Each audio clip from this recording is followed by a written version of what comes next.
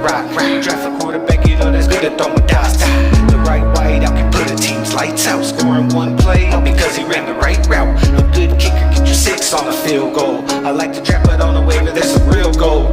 PPL is like a game of chess. You need to think ahead to have a chance to be the best, and that is facts. It's a war between the alpha and omega. More intense than Street Fighter on the Sega. Your team is weak, it's time to make a couple trades. Get a player off the waiver just to plug them in and play. Do whatever that it takes so you can win it. Make it to the ship so you can say that you were in it. If you don't win it, then it means you're number 2, and number 2 ain't number 1, so number 2 ain't good enough. Just means you couldn't get it done. You had a run but couldn't finish. So when next year comes, I hope you're doing something different. Plan to make it to the top, you need to build right. Make a trade to win the game as if it feels right. 25 is here, the new year starts, draft night. Hope that you're ready for the fight like Friday night lights. Keep the enemy in sight, try to beat them like you might. Yeah, fantasy is back and PPL is where it's at. PPL is where it's at. The wait is finally over, PPL is finally back. Everybody ready, trying to be the next champ. Yeah, you know the show is starting when you hear the new rap. Welcome back to the twins, to the gaff and the gods, to the boss. Trade 50 in the squad, to the plays, baby gas, Argonauts and the skulls. We've been waiting too long, man, it's finally time to ball. Yeah, it's time to get it on.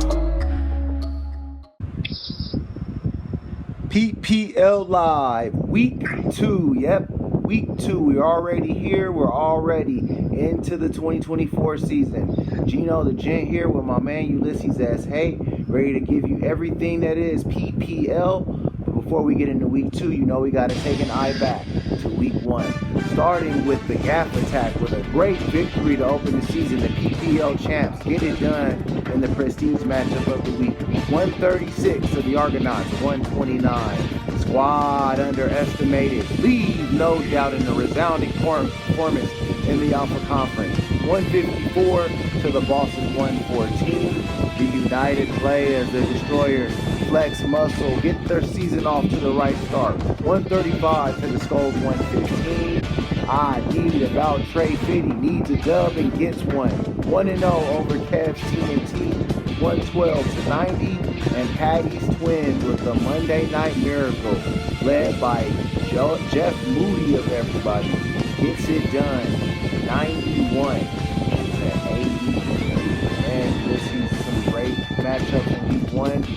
Bookended by the highest scoring matchup combined and the lowest scoring matchup combined. ATG and the Argo fall into the Twins and the GAFF attack in their respective matchups. Man, what do you think of week 1? I mean, I love it. I love that we're back into the season. I love that there's already controversial plays being made. Right. I love that teams are making bad decisions. And so let's get into it, Geno. Good, bad, and ugly. You ready? I'm ready, man. Definitely, man. You beat me to it, but hey, that's all right. It ain't never a race. Let's do it. Let's get into the good, the bad, and the ugly. All right, we got some good, bad, and ugly for week 1. Tell me what highlighted your week in the good, the bad, and the ugly category, man. Yeah, I mean, we had several candidates for good for me this week, but I mean, it was the prestige matchup of the week, the highest combined score of the week. You said it, and it was good to be the GAFF. He came in championship form, and again, got productivity from a lot of different places. Won the game he needed to.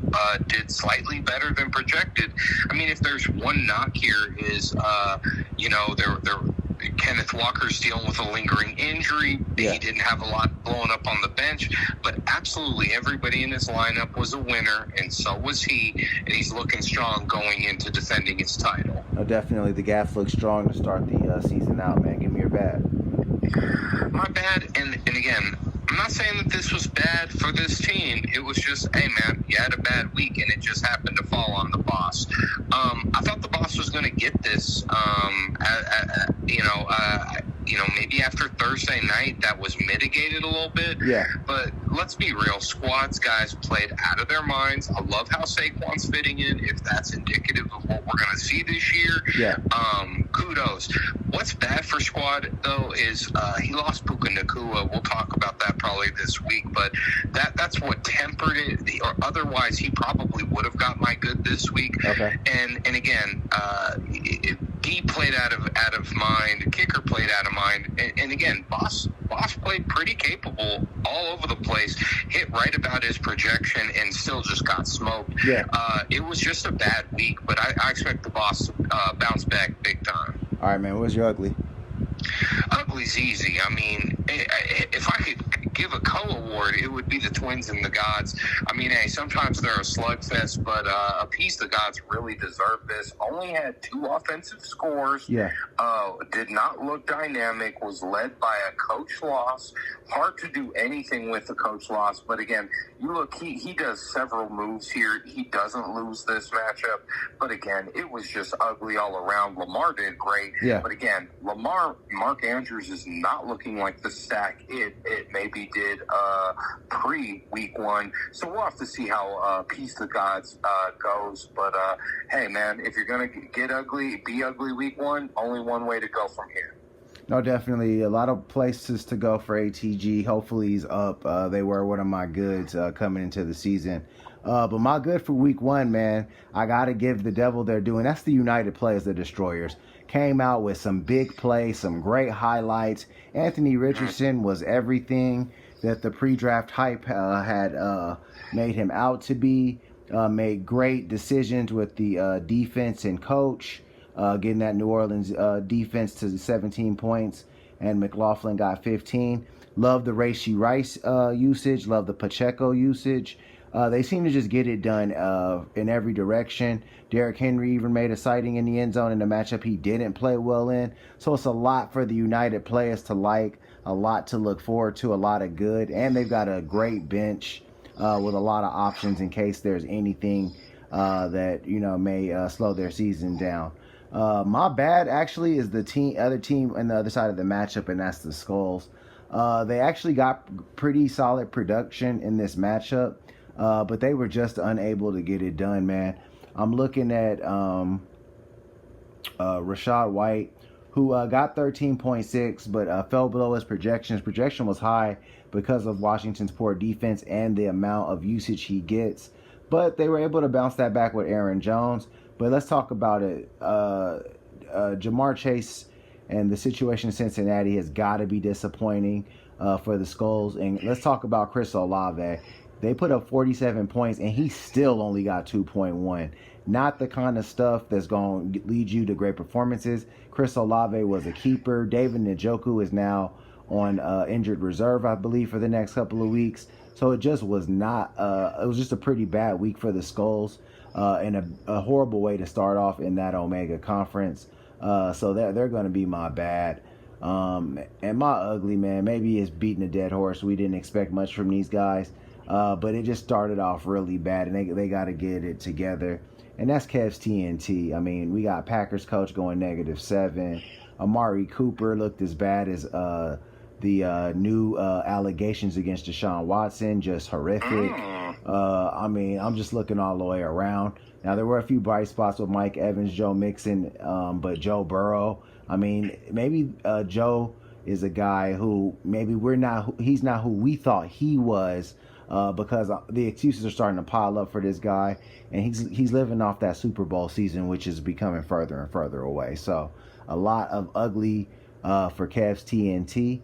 But hey, it's a lot of time to get it done. No need to sound the doomsday alert. But if we're going to score this thing week to week, we got to be honest with what we see. And honestly, what I saw was not encouraging if you're talking to me about Cavs TNT and the newest team in the Alpha Conference. But as I always like to say, what's past is prologue. It's time to move upwards and onwards. And we start our week 2 matchups, and we go into our first matchup, a used matchup in the Omega Conference. We got a big one. The defending Pantheon Cup champs got another big one, another tough matchup. We got the GAFF Attack taking on Patty's Twins. All right, man, both of these teams come into this matchup 1-0, a true candidate for prestige matchup of the week, but we got somewhere else to go. But this is a big one. The GAFF looked about as good as we expected them to look. Held on for the victory in week 1, and the Twins came storming back for their victory in a low-scoring affair. These teams clash now. What do you think of this one? Big one in Omega. GAFF, Twins. Yeah, I don't think it's going to be as close as the projections have, and I've got GAFF in a leave no doubt performance this week. As I was watching the Steelers-Atlanta game, Atlanta's defense is butter soft. Jalen Hurts, A.J. Brown, I think that they're going to have a field day. The one question mark here, well, actually I have two question marks for the GAFF. Kenneth Walker, again, dealing with an injury. Where does GAFF go somewhere else here? The other is Isaiah Likely. I mean, again, I get why he picked him up. He had a great week, hot waiver wire target. But again, he is still the backup tight end. I would not be surprised if he comes crashing down. Now, that point is mitigated across the way. The Twins have one tight end, Jake Ferguson. He's banged up. They're saying he's going to go, but even if he goes, I don't think he's going to be 100%. Keenan Allen, I've got question marks with the Twins. Keenan Allen dropped in tugs. This team, I don't really understand why Xavier Worthy's not in the lineup. I think that he brings the type of dynamic play that the Twins are going to need this week to pace the GAFF scoring. I just like what the GAFF has. I think that the Twins still have to figure out some stuff over here. Opportunistic play with Jordan Mason, but she's leaning a lot on one team with San Francisco now. It paid off last week, but I'd be cautious because Minnesota's looking pretty decent. She's got 4 assets going into that game. I've got the GAFF going 141 to Patty's Twins 119. Okay. This is a really good matchup, man. Like you said, this was a candidate to be the prestige matchup of the week. And I'm kind of tempted to go the other way in this matchup, man. I actually like the Brock Purdy, Jordan Mason stack. Now, are we getting a little greedy with the Niners D and Jake Moody? Yeah, but they won the Twins the matchup last week, so it's kind of hard for me to go away from that. I like the Lions coach against Tampa Bay. The problems that I have with the Twins lineup are Keenan Allen and Jake Ferguson. Both guys are questionable right now. Not sure what to expect from them, especially after Ferguson got hurt in week 1. And Keenan just was not looking, to me, as spry and as excited as a guy would on week 1 with a new QB. But that being said, they've got some good options. I thought Malik Neighbors got good usage. Maybe he's a guy that could get back into that lineup. And I don't know. Maybe Zamir White deserves a second chance, but they're going against Baltimore, so you don't want to chance it there. Now, on the GAFF side, the GAFF looked as good as you would expect on opening day. CD Lamb, I thought, left a couple of plays out there on the field that I think he's going to get back against New Orleans. So I do expect the GAFF to have a pretty strong, solid day. Not so sold on Eagles coach. I know that they look great in Brazil against Green Bay. I think that Atlanta may have a pretty good shot of going in there and making things tough for the Eagles. This might blow up in my face, but at least from what I saw, I thought the Falcons defense did a pretty good job of keeping the Steelers out of the end zone for the entire game, despite losing that game. And if Kirk Cousins can get a little more comfortable in the pocket, they might be able to do a little bit more damage. Now, that is a Monday night game, and Kirk's horrible on Monday night on the road, so that might be... lot of ifs. I'm just saying, looking at it that way, you might be right. But it could go either way. Now, with Jahmyr Gibbs, he's looking unstoppable this year. Kenneth Walker is a guy who, if he's healthy, he should have a big game. And obviously the stack between Hurts and Brown is going to be there. At the end of the day, it's a tough matchup to call. I think Amon-Ra St. Brown is due for a vintage comeback game. Jordan Mason showed that he can be highly productive.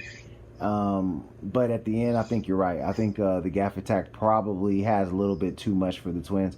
But I think it's going to be a lot closer like the projection has. I'm going to have the GAFF attack win this one 129 to Patty's Twins 122. And moving on to our next matchup, we go into a big Alpha Conference game. Two teams that need a win desperately. We got Cavs TNT taking on Only for the Boss. All right, man. Only for the Boss, not impressive, but neither was Cavs TNT. Cavs TNT was my ugly. Only for the Boss was your bad. What do you think of this matchup? A big one. for both Yeah, I of these think teams? I've got only for the boss this week, and I've got them as my lock of the week. I Okay. mean, again, I think that they ran into a tough opponent last week who I think really came to play. Yeah. But I think only for the boss. I don't think anybody is worried about Cincinnati right now. How that defense was playing, how Joe Burrow was playing. Yeah. And this guy's got Patrick Mahomes and company playing that Cincy team. We've got both quarterbacks playing against each other. I just think that right now, the only for the boss has what it's going to take. Yeah. Now, again, did have Raheem Mostert injured again. Again, a guy that he banked on, drafted earlier on in the draft. Odunze's a little banged up, so already depth is a factor. Right. But I like the starting lineup. I like what they should be putting out. The other side, Josh Jacobs dealing with a back injury, Dalton Schultz, ankle injury. I mean, this is going to impact their play. Yeah. And I just don't think that they are going to be able to muster the points. Again, they were one of 3 teams to not crack 100 last week. Right. And I think that streak continues this week. I've got only for the boss going 125 to Kevin's TNT going 94. Okay. I'm glad to agree with you, man. I think Kev TNT gets this one. I'm looking at this matchup, and only for the boss has a quarterback with a high over-under in Patrick Mahomes. I think Travis Kelce's due for a bounce back after that last week's game. And I'm really liking Deebo Samuel as long as Christian McCaffrey's out of the lineup, because they're going to use him a lot more in the running game, and that's really going to help that production there. Jerome Ford, as long as the only thing about Cleveland is that they're going to be in a negative script like they were as long as Deshaun Watson's out there, man. His head is gone, and it's because he probably knew those Chargers were coming. You can't tell me that wasn't the case, and it's affecting the Cleveland Brown offense. And as long as they're playing from behind, Ford isn't going to be quite the play that he should be. Love Kyron Williams. Now on TNT side, the Ravens D should have a pretty big week. That Las Vegas offense is not impressive. And they've got weapons all over the field, but Amari Cooper's also affected by the problems in Cleveland. I like Mike Evans against Detroit, but Joe Burrow at Kansas City. It's going to be an interesting game, but at the end of the day, only for the boss has too much. I think Chiefs coach gets it done, and without Jordan Love, I do not like Packers coach at all. I got the boss getting this one, 119 to Kev TNT's 101. And moving on to our next matchup, we go into a big one in the Omega Conference. Survivor on this one. Big one for both of these teams. We got the Skulls taking on Appease the Gods. All right, man. These are two teams that came into the season with high expectation. Great quarterback play. Big-time keepers in Jamar Chase and Bijan Robinson. But neither got quite the performance that they expected last week. What do you think of this one? Skulls Gods. Yeah, I mean, I believe this is what your bad versus my ugly, and again, I think bad prevails over ugly here. Okay. Although I like ATG's scoring potential here, I think that the rankings and projections here are going off of a week one where he didn't really perform well. Right. Mark Andrews totally did not look like the guy. He's sticking to him. But I love seeing Brian Robinson Jr. come into the lineup. The Broncos do look capable, and I like the Ravens coach. Now, I think that he's got a strong lineup here. I just like what the Skulls have going for them. I think that Buffalo-Miami game is going to be highly entertaining. Yeah. J.K. Dobbins, as long as he can stay healthy, I mean, he really showed what he can do. Again, the guy just has lingering injury concerns. Jamar Chase makes an appearance. The real issue here, I think, is the tight end position. Yeah. But again, Peace of Gods has that question after Mark Andrews' week. Hell, I like the Jags D against Cleveland, and I think the Chargers coach against Carolina, also good plays. I think this is one of the more entertaining matchups of the week. Okay. And I've got the Skulls leaving ATG in the basement and winning a squeaker here. I've got it going 127 to 125. All right. This one I'm definitely going to go the other way on. I think that a few things just got to click, and ATG can really have a high-scoring team. DJ Moore is a guy that I think the more he gets in rhythm with Caleb Williams, the better he's going to play. Now, Michael Pittman does concern me a little bit because the Colts absolutely went off, and he wasn't a big part of that. Love Brian Robinson getting into that lineup. And let's not let 1 week, and I think we do this in week 1 in particular, we allow 1 week to kind of cloud our judgment of what the ongoing season is going to be like. Mark Andrews is going to be very involved in that offense, and it wouldn't surprise me if it starts as soon as next week with the Raiders coming to town. Lamar's going to make sure to get his guy back involved. He doesn't like, he wants to make sure that Mark Andrews knows that he's an appreciated part of that offense. Now on the Skull side, Josh Allen Thursday night. Those matchups are always a little bit more weird. He's also dealing with a hand issue. So we're going to see how that's going to look. Aaron Jones is playing a tough San Francisco defense who kind of really shut Breece Hall down. I know he had a touchdown, but he also had a fumble. He didn't look like himself. He wasn't able to get loose. J.K. Dobbins, I mean, could it be a 1 week wonder? It's a little bit of fool's gold, I feel, operating right there with J.K. Kobe Parkinson, not quite as sure on. Ramondre, not sure if he's going to have that positive plan ahead game script and that Cincinnati defense to lean on.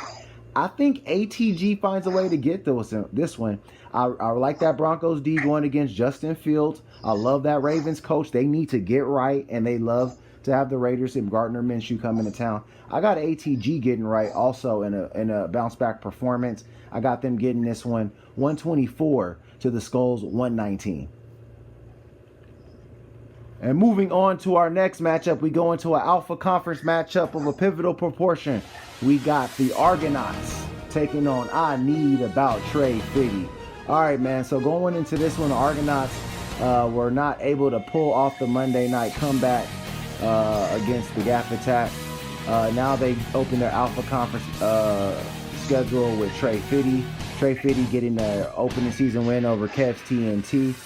Not the most impressive performance by Kev's TNT, Trey Fiddy, but they're going to get Jaden Daniels in the lineup, who would have made that matchup last week very impressive. What do you think of this one, man? Trey Fiddy and the Argo in the Alpha Conference.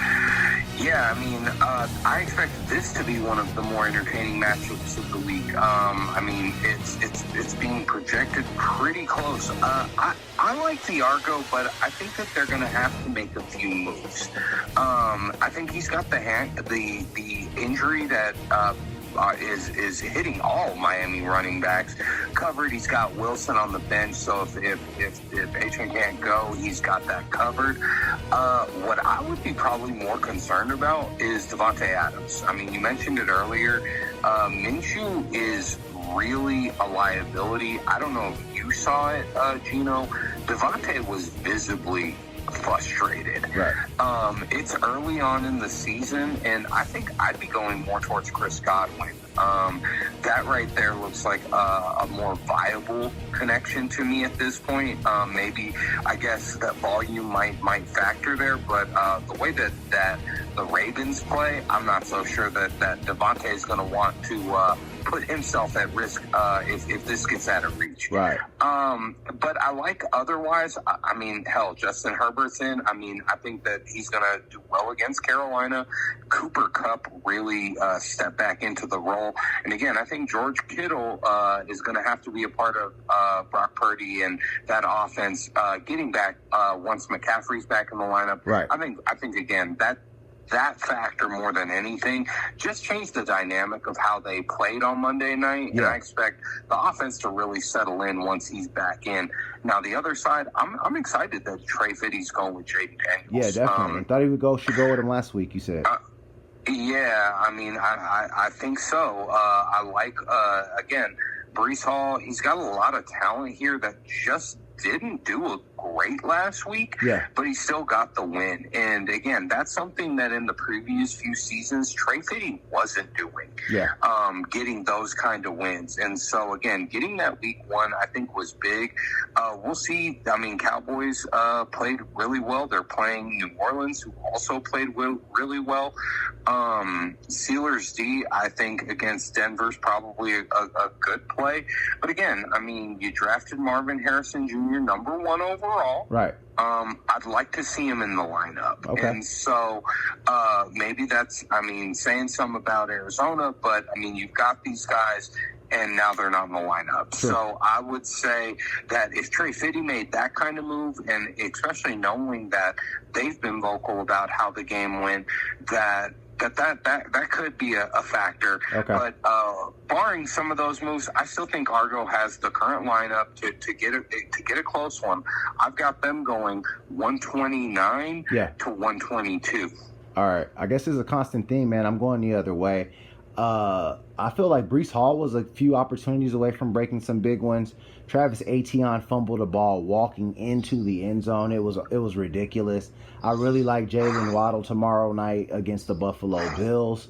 And Garrett Wilson is not going to have that 49er defense tracking him in this matchup with Tennessee. This matchup screams Trey Fiddy. I think this is a matchup that shows that he's going to be a serious contender in the Alpha Conference this season. I like the Steelers' defense against Denver, and I think that Drake London can make some noise at Philadelphia as a last-second play. On the Argonauts side, it's become kind of predictable. They were really saved by the kicker getting 21 points. Can't rely on that on a weekly basis. Quarterback play has not been good, and it can come back to bite them. And I think Achane's questionable status could lead to misery, because say they go Jeff Wilson Jr., but Devin Achane does end up getting a couple of snaps, or they go Devin Achane because he's active, but then Jeff Wilson gets the majority of the snaps. That could be a problem. I'm with you on Devontae Adams, man. Maybe Chris Godwin does need to be in that lineup. George Kittle couldn't quite get it done. And James Cook is more of a receiving back than he is a guy that's going to punch it in on the goal line, man. I got Trey Fiddy getting it done behind a strong performance by that Cowboys coach. Probably a 20-pointer, I believe. I think the Saints are that volatile. And I'm really, really liking that Jets connection to get back on the horse against the Titans. I got Trey Fiddy in a great performance this week, getting it 141 to the Argonauts 132. And moving on to our prestige matchup of the week, we got a big one.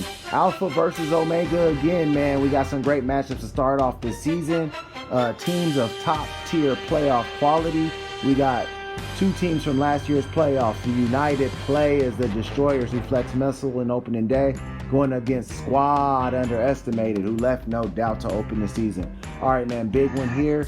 A Rich, Tua Tagovailoa, Saquon Barkley against Derrick Henry, Alvin Kamara. We got stars everywhere. Rashee Rice getting in that lineup, Isaiah Pacheco.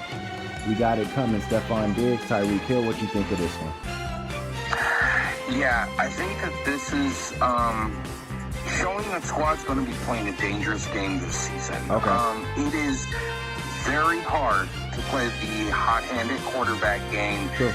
He's going away from CJ, who was one of his top two picks, going Tua this week. Again, Tua admittedly had a good week. I don't think the matchup is as good this week with Buffalo. Fair. I think I'd be going CJ against Chicago. And again, now Stephon Diggs is in the lineup. I'd be going for that double dip. Tyreek Hill has shown that if Tua's doing good, Tyreek's doing good. Right. And so you've got that covered anyway. I think he went as early in the draft with CJ for a reason. Yeah. And I don't understand why he's going away from that reason other than, hey, Tua did pretty good week one. I'm going to pivot my strategy. It just maybe shows some impulsivity that I wouldn't expect to see this early from Squad again. Okay. And I think it's going to cost him this matchup. I think that otherwise, when I look at United Plays the Destroyers, I agreed with a lot of your take on good, man. Anthony Richardson really looked the part, and Green Bay has some problems here. Jordan Love, the injury is, not as serious as it could have been, but it's going to impact them. And Anthony Richardson and company look like they were ready to get right. I think Baltimore, when they look at that game film, they misuse Derrick Henry. Again, I get that Lamar really took over how that offense was going to run, right? But you went and got Derrick Henry to be right. again that guy, and they really just didn't use him as a banger as much as I think that they should have, and I think that that'll get rectified. Elsewhere, I like what the UP has as far as scoring potential. I like Rashee Rice getting in the lineup and Pacheco. I mean, I think that those guys are due against that Cincinnati defense that looked really questionable. Yeah.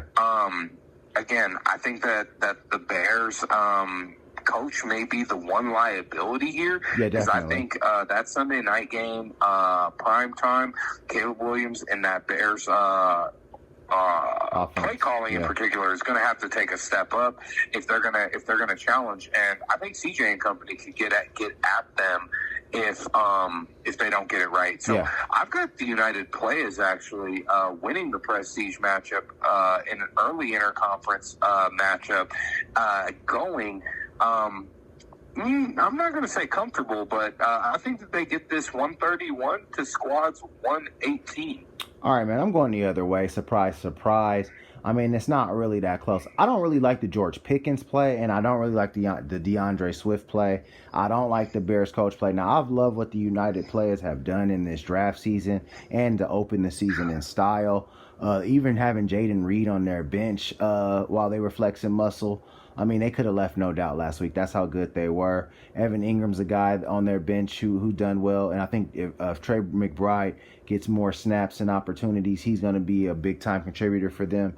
But I think this is Squad's week regardless of who they play at QB. Let's be real, man. We saw what Saquon Barkley could do. Now, I don't expect him to be quite as effective in this upcoming matchup.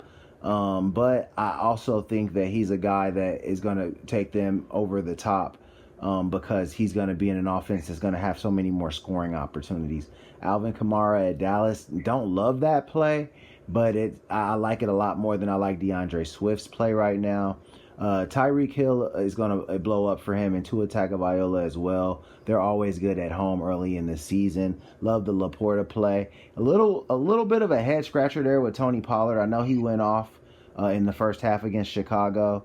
But I expect that the Titans won't be playing from ahead like they were in a lot of that Chicago game. Game script really matters. I would want to see them get Brian Thomas Jr. in there, an exciting young rookie who we saw get in the house last week.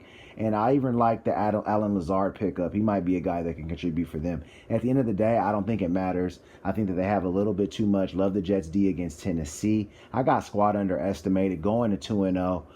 Getting that flex on continued. I got them leaving no doubt this week. 145 in back-to-back weeks. 145 to the United Players 126.